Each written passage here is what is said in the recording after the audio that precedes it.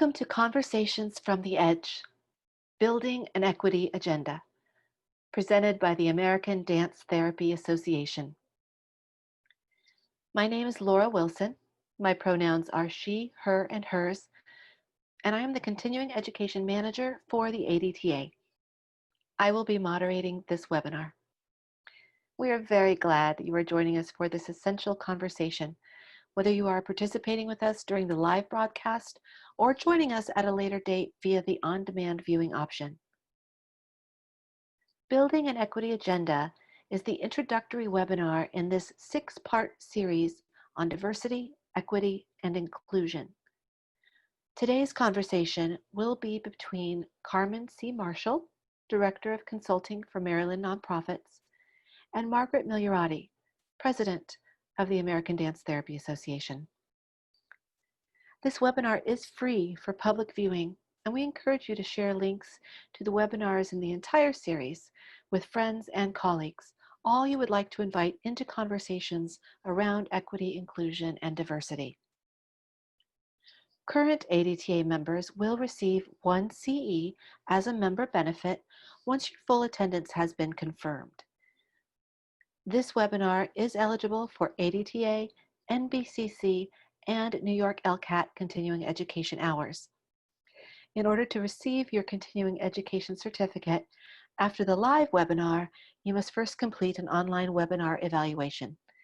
For those of you viewing this webinar on demand, you will receive your CE certificate after completing an evaluation and a brief quiz.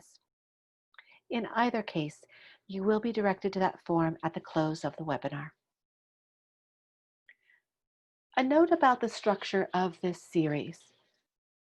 Though didactic information will be presented at times in each of the installments of the series, the tone and the structure is truly intended to be conversational. Unscripted and transparent modeling of the authenticity and vulnerability necessary to do the true work to build an equity agenda. The presenters of this webinar do not have any financial arrangements related to the content of this activity to disclose. After completing this course, participants will be able to discuss the highlights of the ADTA Diversity, Equity, and Inclusion Survey feedback, describe ground rules that are important before beginning the work of designing an equity agenda, and identify key elements that comprise an equity agenda. With that, it is my pleasure to introduce you to the President of the American Dance Therapy Association, Margaret Migliorati. Hi, everybody. Thank you, Laura, Carmen, and everyone else joining us for this first webinar and for these critical conversations. I'd like to begin with a few words about the title of the webinar series, Conversations from the Edge. This title has two meanings. The first and most obvious is that deep conversations about equity, inclusion, power, and privilege can feel edgy. They can take us to what feels like the edge of our individual and collective comfort zones. But the word edge in the title also refers to another phenomenon, one that comes from nature. In nature, there is something called the edge effect. The edge effect refers to the influence bordering communities' ecosystems have on each other. The overlapping areas have some of the characteristics of each bordering community and often contain species not found in either of the individual communities. Thus, the edge effect creates a greater number of species than are found in either flanking or individual community. So when I first learned about the edge effect, I was immediately struck by the wisdom of nature and the power of this as a metaphor for the potential of what can happen when diverse individual communities of humans come together, overlap, in ways in which there is equity, and how that can create something greater than the individual communities themselves. And so this webinar series is just one step in the ADTA's commitment to creating opportunities to have the difficult conversations that are necessary if we are to truly embody our highest values, and our highest aspirations of a diverse, equitable, and inclusive membership association today and into the future. So thank you for being here with us. Before we look to the future, I'd like to honor and ground us in some of our history. It's important to know that in this slide, I'm highlighting just a couple of key dates from a long history of individuals in the ADTA who've been doing this hard work over the decades. To begin, in 2008, the ADTA Board of Directors approved the convening of a Multicultural and Diversity Ad Hoc Committee led by Christine Hopkins, Robin Cruz, and Meg Chung, and including charter members Angela Grayson, Lisa Monique Jenkins Hayden, Emily Neusdorfer, and Ty Tedman Jones.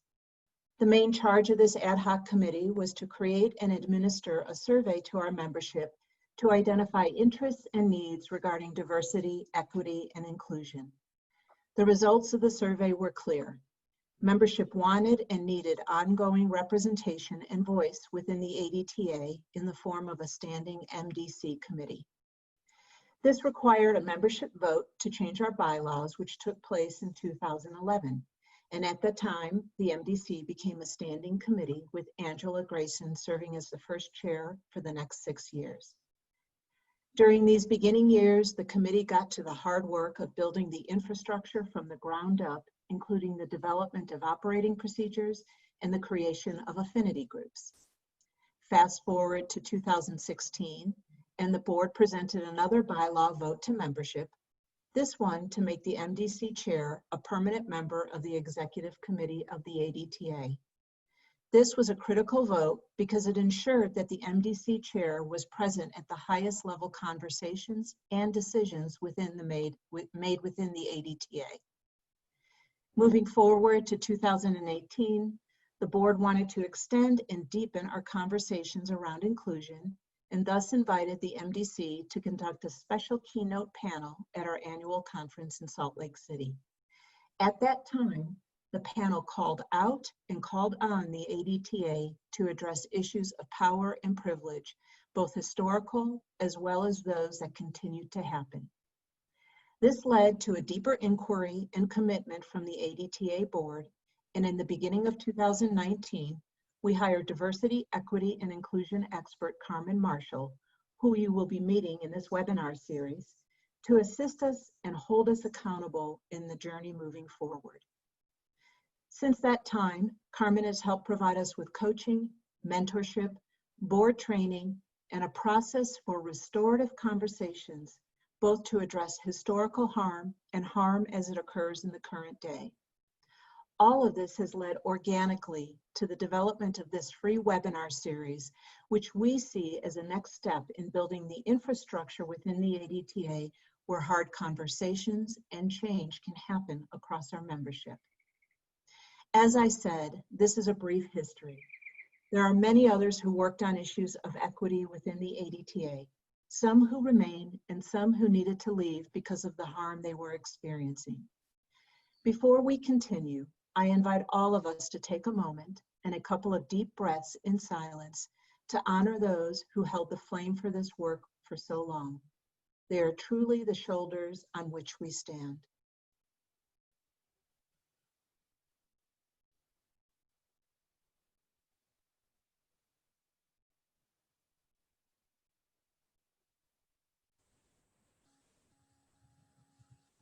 Thank you for that. And now it is my distinct pleasure to introduce someone who has been my teacher, my guide, my mentor, and my friend. I found Carmen Marshall at a time when, as president, I felt inept and incapable of leading the ADTA through the important equity work that needed to be done. Carmen was a life raft for me and a beacon of light for the ADTA. You can read her bio and you will see she has impeccable credentials and past successes. But what a bio on paper will never show you is the depth of Carmen's heart, the breadth of her wisdom and vision, and the strength of her commitment to creating a better, more just world. We are forever fortunate at the ADTA to have Carmen on this journey with us. It is my great pleasure to introduce you to Carmen Marshall. Thank you, Margaret. I am very excited to host this webinar with you. It has been my honor to do this work with all of you at the ADTA, and I'm excited about a few things that we're going to talk about today. This conversation, even though we've been working for some time now, and even though we've done webinars before and podcasts even, I have to admit I'm a little nervous, and I think it has everything to do with the gravity of the conversation that we're going to have today. This is such important work, and in fact, I believe that this work, that is the work of equity and inclusion, is the most important work that, that we'll ever do. And so thank you for the opportunity to work with the ADTA. I'm hoping that we can just move organically. I know that we have notes and we've had discussion, and but I'm hoping that we can just move organically through this conversation. So let's just dig in and see. We began with a survey several weeks ago, and we invited the ADTA membership to give us feedback and let us just hear from them. And Margaret, I know this is not the first time that you've done a survey. You referred to it earlier.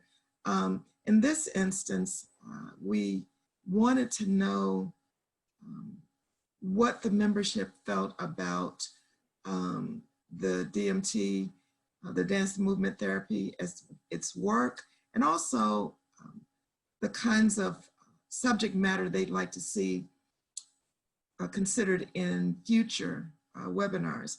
And so the first question we asked was, what about this work, your work as a dance movement therapist makes your heart sing?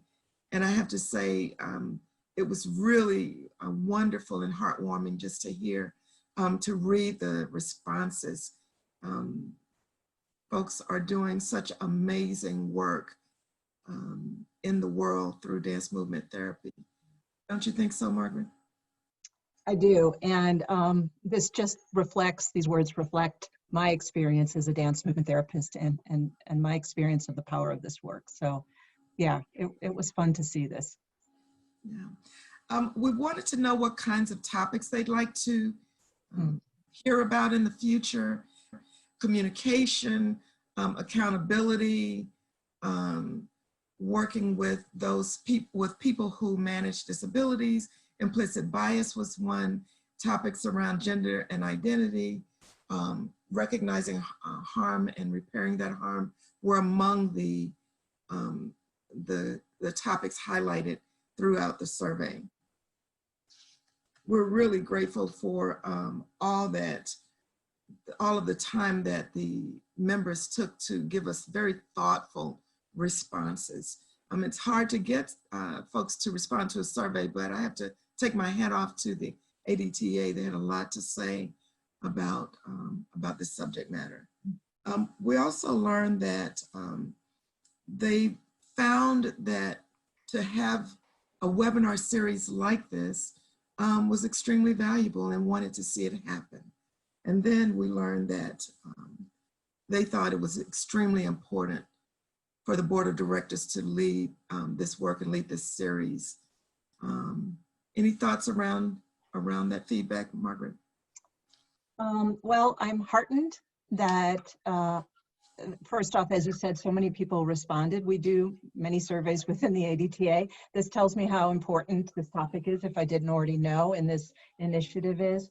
I'm also heartened to see that people agree that leadership, that we on the board of directors and the other leaders within the ADTA have to be doing this work. We have to be leading by example, and we have to be engaging in this work. That's right. And so going forward, we're going to consider communication and how to begin sensitive conversations, walking the talk, embracing diversity, equity, and inclusion, talking about how cultures and generations can connect, and also recognizing and repairing harm. Those will just be a few that will be considered for future webinars. So what is an equity agenda. An equity agenda is the actual work that you're doing here at ADTA, and it requires a great deal of intention. We describe it as an intentional course of action that exhibits the highest level of integrity, fair play, and justice for all, regardless of race, gender, identity, culture, sexual orientation, physical or cognitive ability. When folks live and work and move about in the world, it's important that they be able to bring their full selves to this work. And so this equity agenda moves forward with intention to help folks know that the ADTA in particular, but any organization, values the people who make up the organization. For after all, an organization is nothing without the people. So what are we looking for when we create an equity agenda? It has everything to do with honesty and fair play. People want to know that they can show up fully as themselves and know that they'll be valued for not only the gifts that they bring, the contributions that they make, but for who they are. And so we take a holistic and an intentional approach to integrating all of the equitable systems and policies and practices whenever we look at an organization, how it moves, how it treats its people, how it moves about in the world, how it delivers services. And so we want to make sure that all of their work is fully integrated in the way that they interact with people, the messages that they send to folks, how they receive feedback, what they do with it. And so in creating an equity agenda, we want to make sure that folks are able to show up not only as with the gifts that they bring, but for the gifts that they are.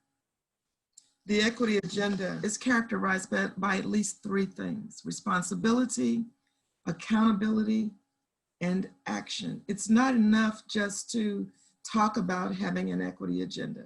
Someone must take responsibility. Generally, it starts at the top.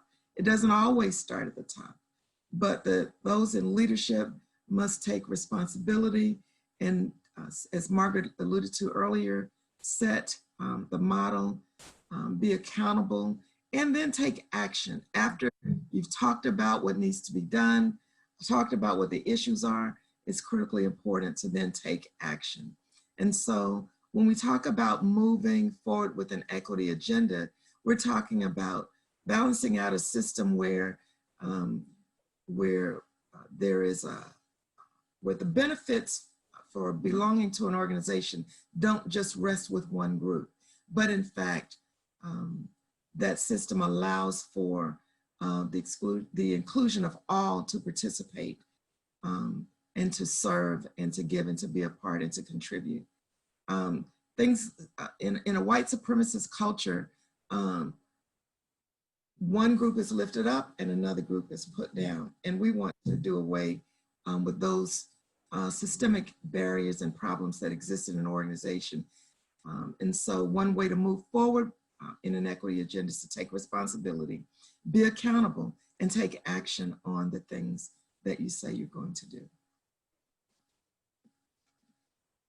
Margaret, let me just pause here and ask a question as we look at this next slide. Talk about equity, an equity agenda. We're talking about bringing out the best in others for the benefit of their lives, the community that we serve, the clients that we serve, our stakeholders that we engage. But what's it like for leadership? In your case, I know that you were challenged because I challenged you and the board to really model the work. And I have to acknowledge that you were vulnerable and allowed yourselves to be vulnerable to do the work, to have those difficult conversations. But what would you say were some of the biggest challenges, or one biggest challenge Yeah. in the process.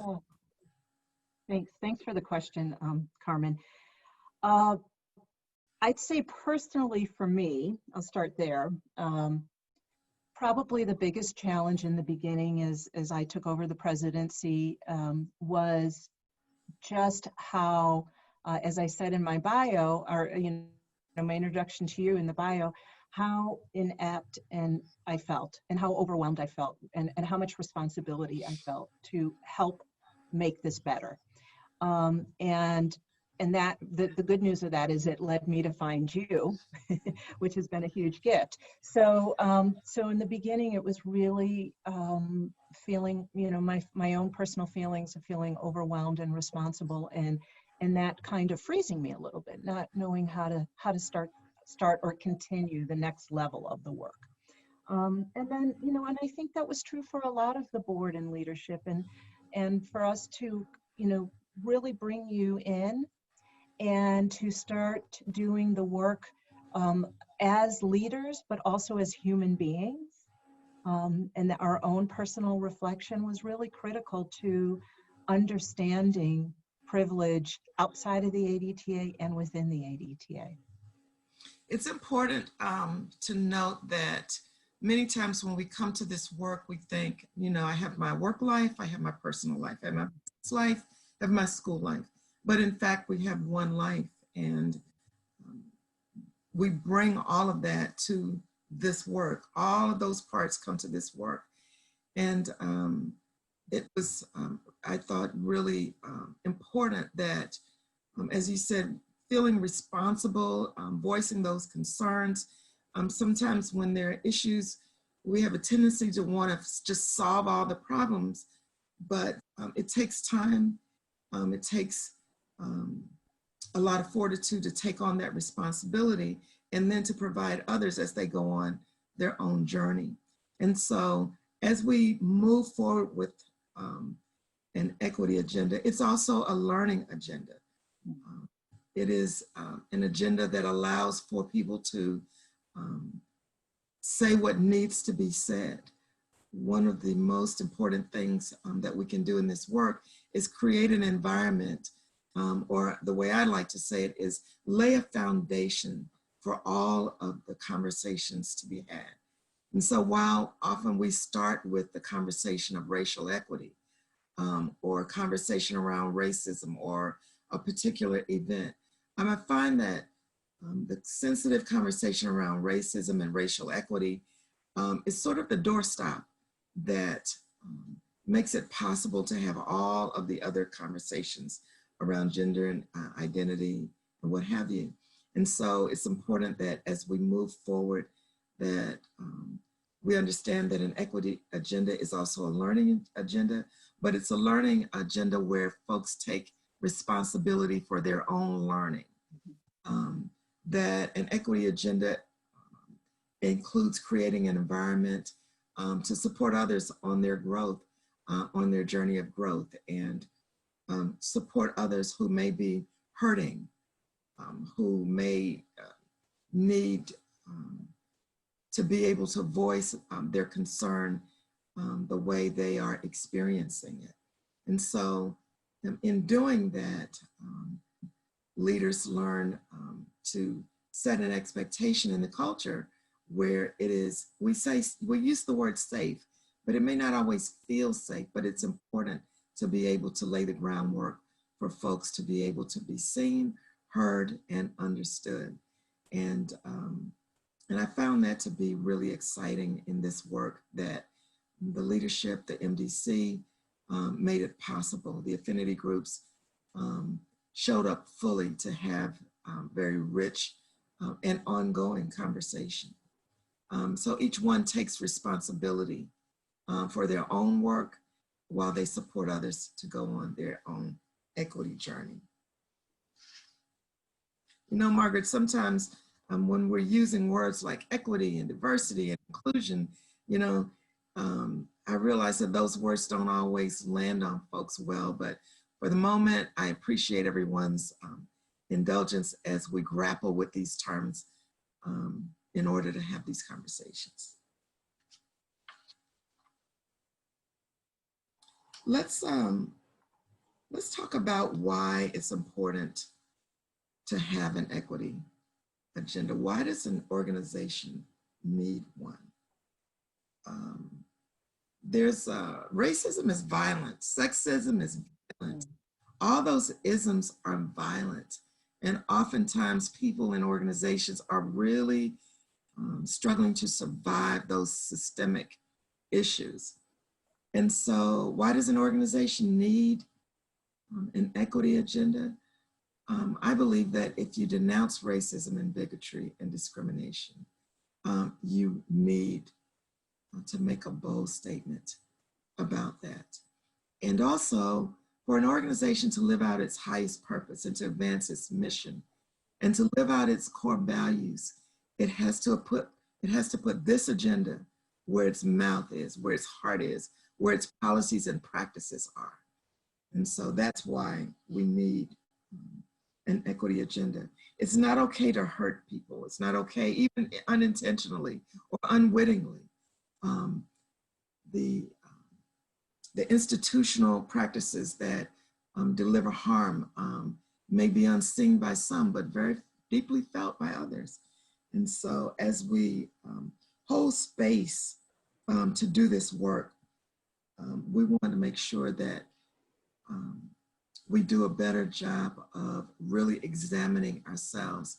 And I really appreciate the leadership's willingness to take a hard look at itself and to just in doing this webinar and being transparent in it all, really, I believe will help others to get on this path of an equity agenda.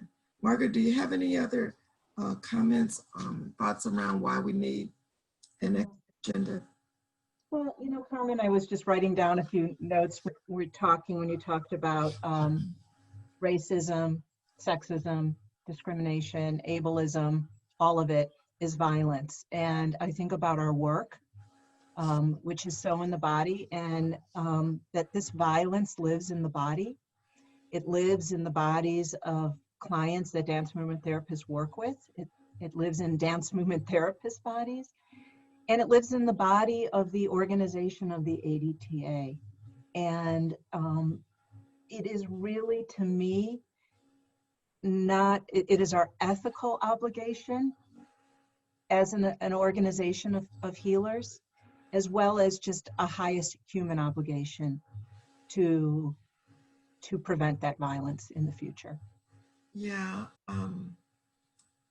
The organization, to live out its highest purpose, has to include equity, has to include inclusion. It has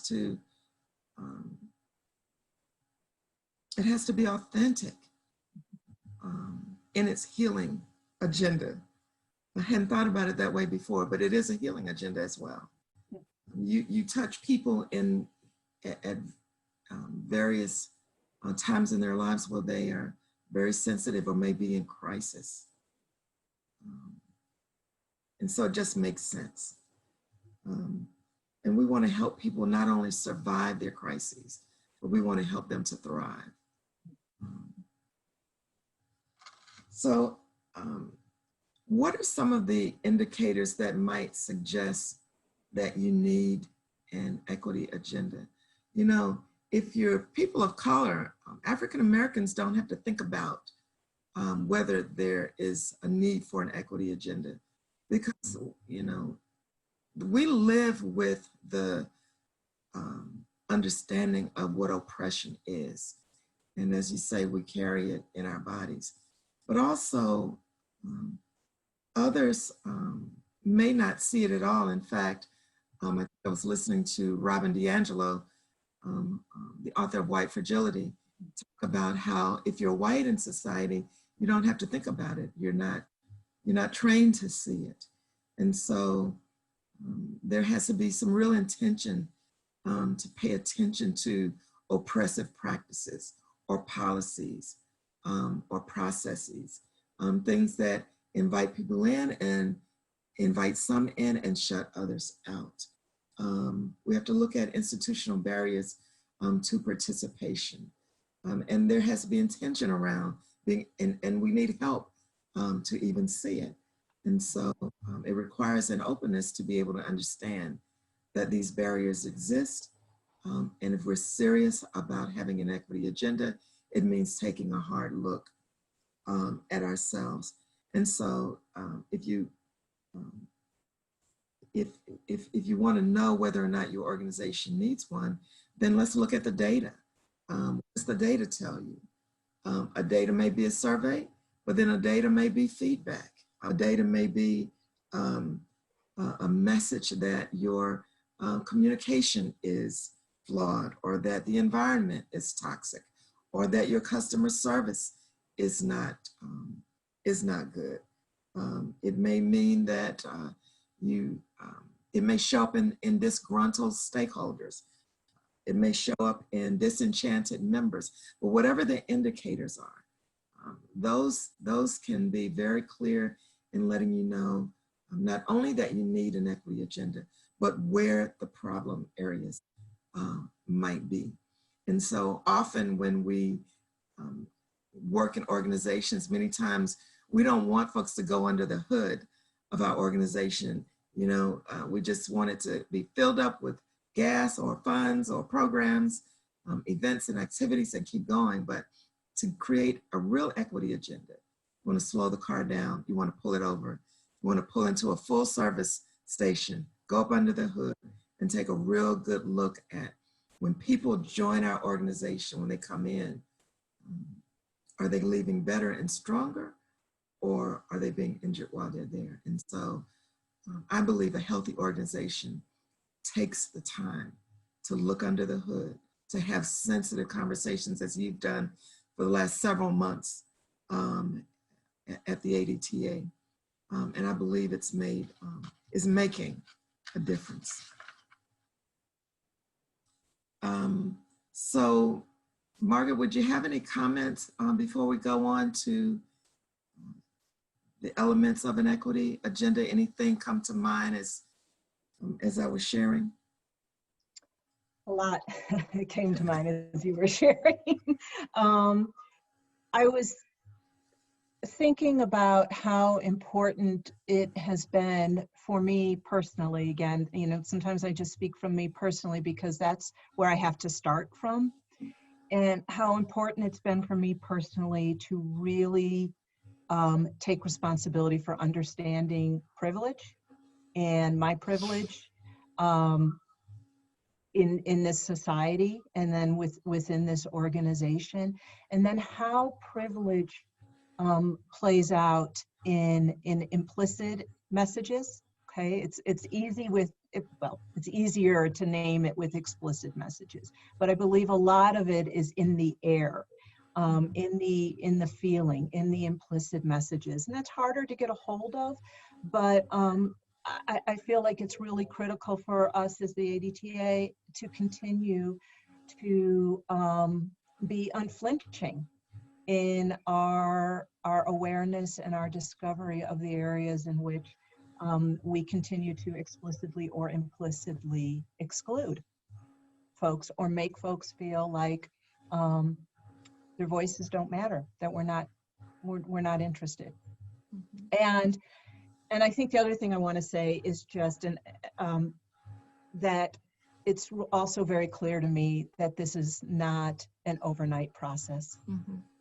That, you know, to work on your metaphor, that we need to be at the gas station for a while, right? Mm-hmm. It's going to take a while to go through all the systems, check the tires, check the engine, you know, and really discover what is and what is not working. And to invite other voices into the conversation. Yes. As we look at the systems, right? Yes. Right. How do we create the structures such as this, such as others, you know, keynote presentations and others that we're continuing to build affinity groups for more voices to come in and to share what their experiences have been, and maybe what their vision is for what the ADTA could be.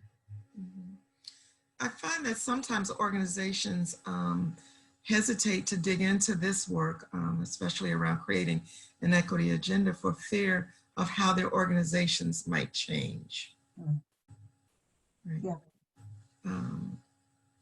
That can be a challenge for leaders. Yeah. It is. I mean, Yeah. so change, obviously, change can be scary. Change can feel threatening. Change can feel like an unknown. But the other side of it is that not changing is stagnation, and stagnation is ultimately death. And that's not an option either. Mhm. And when organizations take responsibility to take a hard look at itself, are we really inclusive, right? What does that even mean to the organization? What even mean? Right? When we think about, what does it mean to belong to the ADTA? What does it mean to be valued, to contribute? What does it mean if you're not white to contribute? What does it mean if you are not, if your pronouns are other than she, hers, and her? What does it mean? And so it's important to have other voices at the table as we look at, the future of the organization. And so it's— Can I say something to that, Carmen? Sure, please. I think the other voices at the table, the other thing that's been very important over the past year is we are, as a board, making an intentional effort to be mentoring diverse voices up into leadership.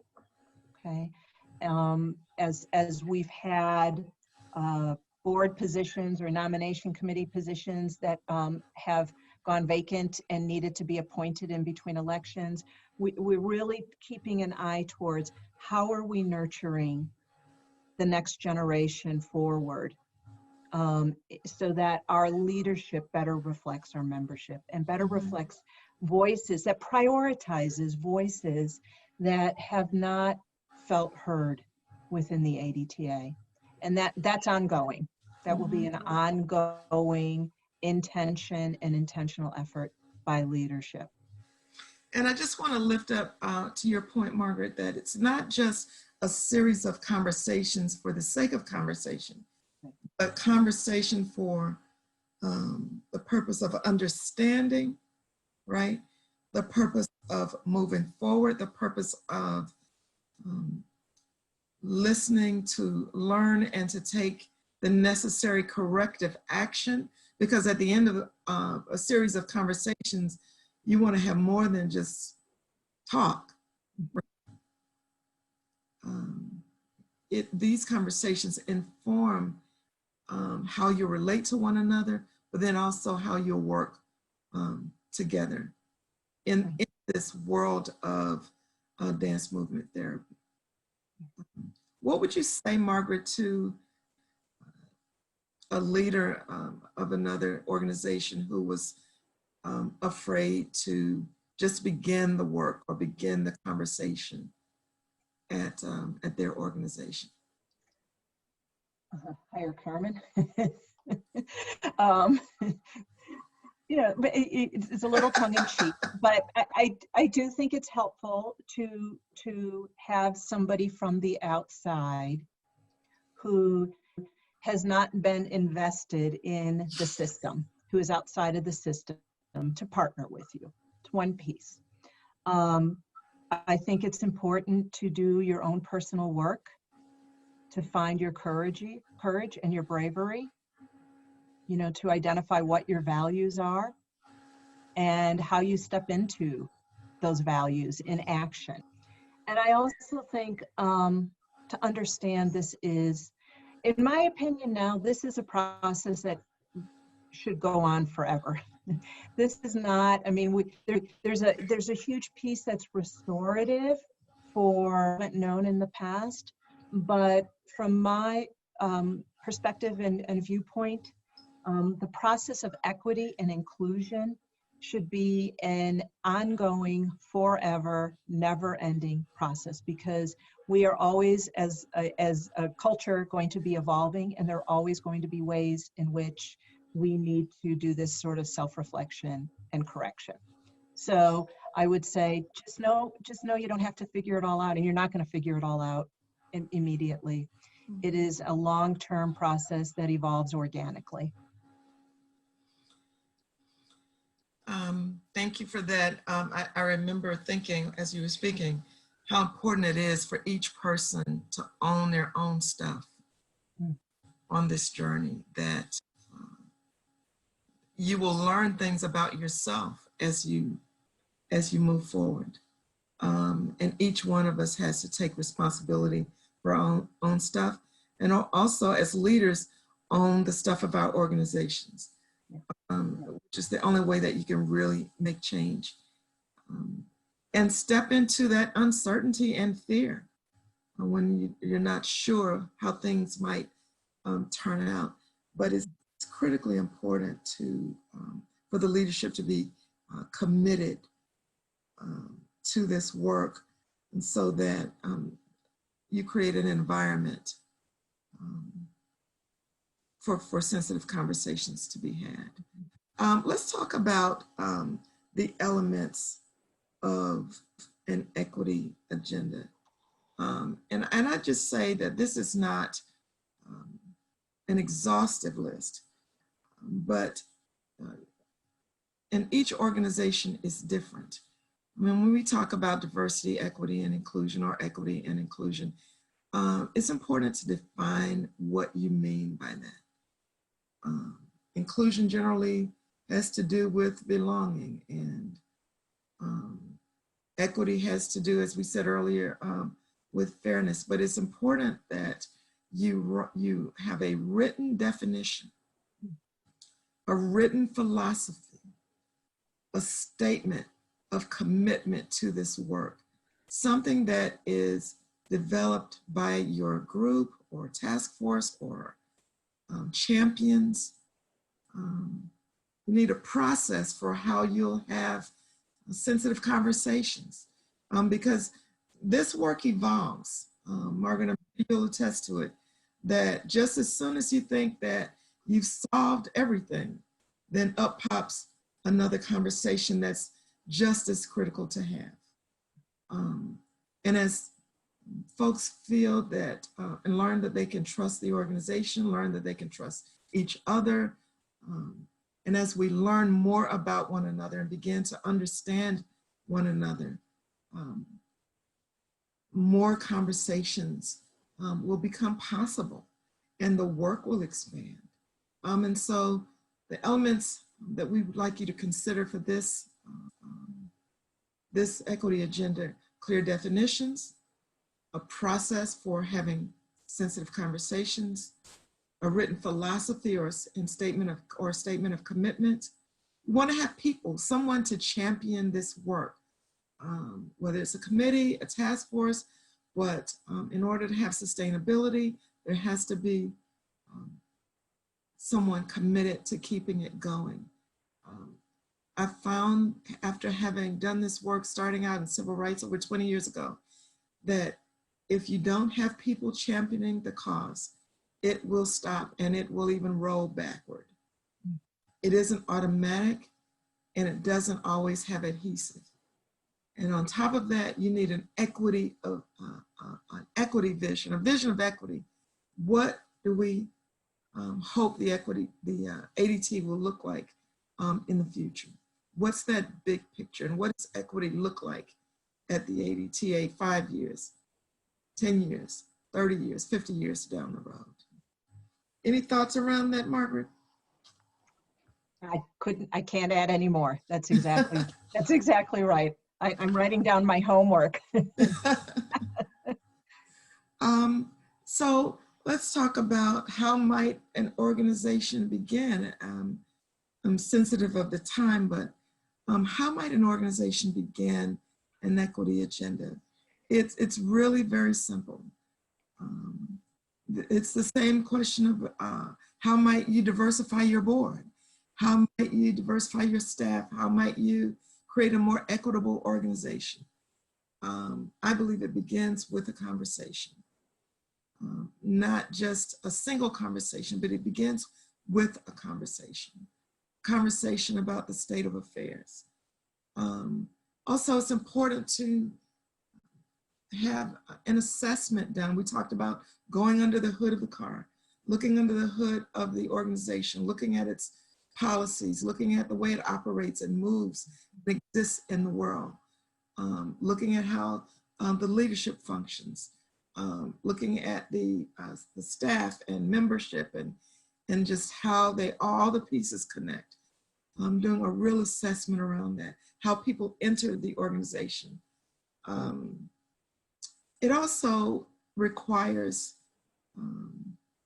a realization of what is true about the organization. We're all learning about ourselves, but there's who we think we are, then there's who others say we are, and then I believe there's who we really are, which is probably somewhere in between. And involving other voices around, how are we viewed? Our brand is what other people say about us. The communication about us is two-way. And so there's what we say and what others say. There's how we see ourselves and how others see us. And so coming to terms and having a real realization around how we're viewed and how we exist to others in the world. It also, I believe, can begin with a shift in mindset, realizing that something is not quite right. Something needs to change. Something about the way we do business may have to change. And so if we look at our organizations, maybe they're too homogeneous. And so examining our mindset and being open to being questioned around how you exist in the world. But then ultimately, it comes down to a truthful realization of where your organization is in respect to diversity, equity, and inclusion. What are we really doing with the people in the organization and the people that we serve? So after, several months of those sensitive conversations, truth-telling, looking under the hood, discovering things about ourselves, the leadership grappling with diversity, equity, and inclusion and what it meant, how we could lift up the work even more, to really demonstrate that value of our membership and those we serve and those who work and lead with us. There came a time when the conference planning began. And for me, it was my first experience at the conference. And while we won't go into every detail about the plenary session, because we're hoping that a future plenary session will include those members of the team that helped to bring it all about. And so we're hoping that one day soon, I'm putting in my plug for it, Margaret, to have a conversation around the plenary and how it came about, and what was the impact. I'm wondering, is it possible to find out, Laura, how many people attended the plenary session? It absolutely is. So I just launched a poll. Everybody, if you can just take a few minutes to, not a few minutes, just a few seconds to respond to that. Oh, this is fun to watch. We have 44%, 60%. I'll give you a few more seconds to respond.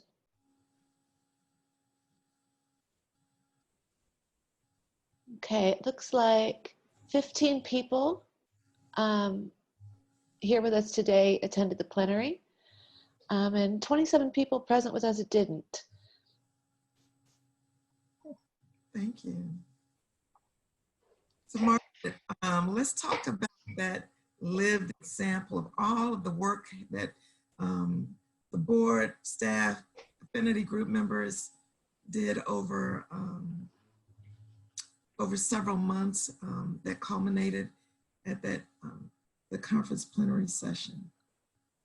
So first off, just to make sure everybody is clear what we're talking about, because initially I had spoken in the timeline about the 2018 plenary at Salt Lake City, which really led to this deepening of ADTA work and commitment, and also led into a 2019 plenary in Miami last year that Carmen was involved with our conference committee, the MDC, and affinity groups.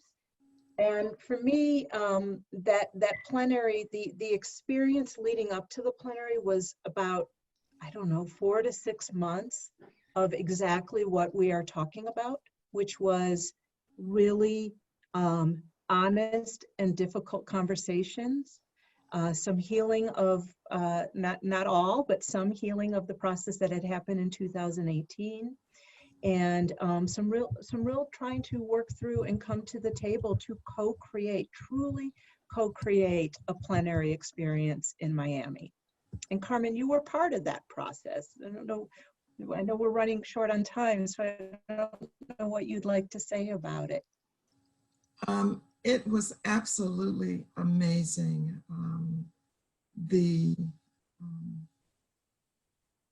The way that the team worked together. You know, I don't know that it could have been predicted quite the way it happened, because after having worked together, a number of difficult conversations, listening, understanding, all the way up and through the actual conference itself, making sure folks felt seen, heard, and understood. Our mistakes, missteps, maybe even tone deafness at times, really being able to connect with one another or as you said, in organic ways, I believe had everything to do with how the plenary came about. It was an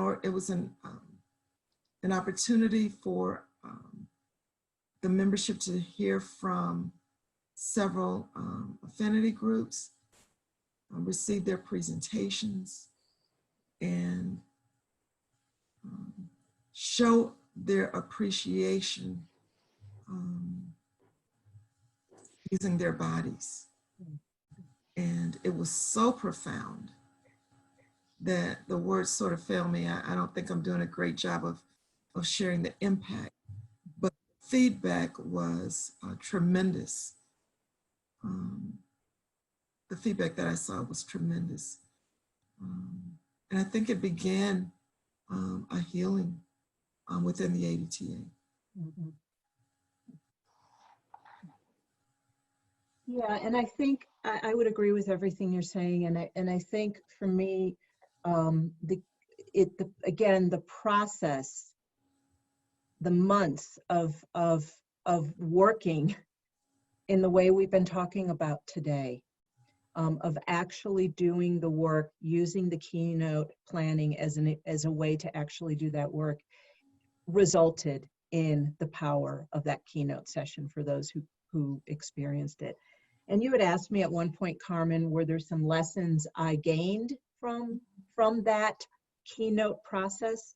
And I want to be clear, I was on the outside of it. I was not leading it. So I want to be very clear. But as the president on the outside watching this unfold and being brought in at different points, I think the three main lessons I heard, and one, I have to thank Charnay Furcron, our current MDC chair, and you, Carmen, because you've been saying this to me for years between the two of you, is that everything begins in relationship, and nothing happens without relationship.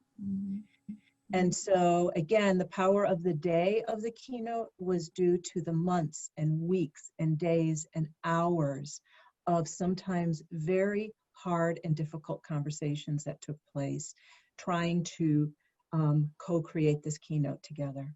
Mhm.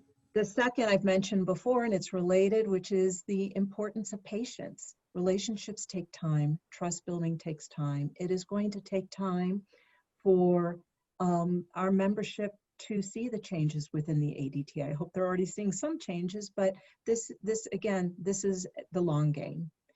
Mhm.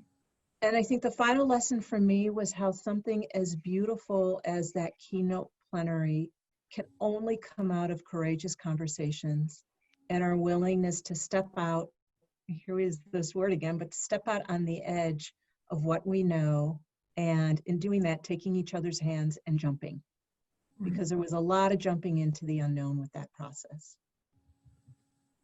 Thank you, Margaret. I know I'll just say in closing that this work is not perfect, but we have to be consistent. It isn't purely transactional, but relational. And trust isn't built, it's earned first, and then it's built. And I think that had everything to do, those three things had everything to do with the beginning of healing, and certainly the success of the plenary. You use the word, I'll just jump in. I know we're running out of time, but I feel like I have so much to say. You use the word perfect. And it's interesting because in some of my notes, as I was thinking about this, I wrote to myself, the process has not been perfect, and it's sometimes frustratingly slow, but it is not optional. Mm-hmm. And I hope people walk away knowing that even though it may be slower than you would like, and we make mistakes, and a lot of things that need to change haven't changed yet, change, it's not optional for us anymore. Mm-hmm. And you're owning it, and that's awesome. Thanks for your help. Well, I believe we're at the end, but as you just said, the journey continues, Margaret. And I believe Laura has some final comments and information you want to share. Thank you, Margaret. Thank you, Carmen, and everybody else. Oh my goodness. Thank you, Margaret. Thank you, Carmen. I know I'm going to watch this on demand again myself and just sit with this information and really take it in when I'm in a position where I can take it in, not as moderator. And I would invite everyone else to watch this on demand as often as you need to, because this will be available on demand on the ADTA website. If you have questions that might have arisen during the webinar, please do use the comment box in the evaluation to not just provide your feedback and your comments, but ask questions. The feedback that we get in the evaluation form, we take to heart. We really listen. So thank you for sharing your truth in those answers. I want to encourage you now to mark your calendars for the next 5 webinars in this series. They are all Tuesday evenings, and they are at 8:30 p.m. Eastern Time Zone. We chose that particular time in response to the feedback that we got from the DEI survey and from the feedback from our most recent webinar. So we are listening. April 7th, May 12th, June 2nd, July 7th, and August 11th will be the continuation of this series. As I said at the beginning, the series is free for public viewing. ADTA members do receive free CEs for participating. You just need to complete the post-webinar evaluation that will show up on your computer screen when the Zoom webinar closes. This particular webinar is worth 1 CE, and it qualifies for ADTA, NBCC, and New York LCAT continuing education. The certificate will be emailed to you within 14 days from the office after the completion of the survey.